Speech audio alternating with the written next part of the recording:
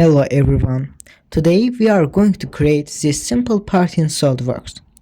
While we build it, I will explain sketching basics for beginners, so you can understand not only what I do, but why I do it. This is the final part we are going to make today. It looks simple, but it includes everything a beginner needs to know about sketching. Every 3D part in SolidWorks starts with a sketch, so let's begin from there. First, I select front plane and click Sketch. When Sketch mode is active, you can see the grid and the origin point. This means we are now working in 2D. Choosing the correct plane is important because it defines the orientation of our part. Now, I will start drawing the sketch.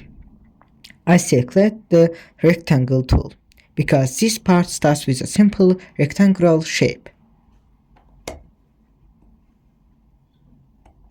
I click once to start, drag the mouse and click again to finish the rectangle.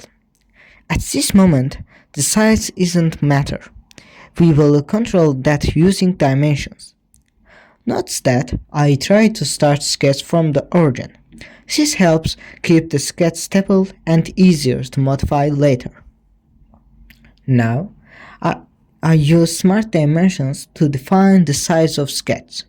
I set the width and height of the rectangle. Dimensions are very important because they control the exact shape of the part.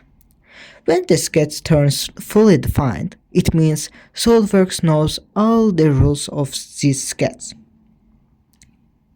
SolidWorks also uses sketch relations automatically. For an example, horizontal, vertical, and constant. These relations help keep the sketch clean and predictable.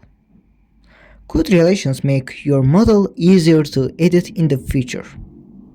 While sketching, it's important to keep things simple and clean.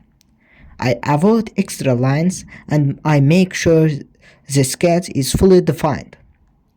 A good sketch leads to a good 3D model.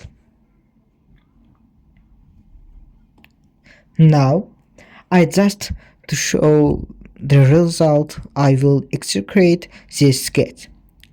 As you can see, this 3D sketch becomes a 3D part.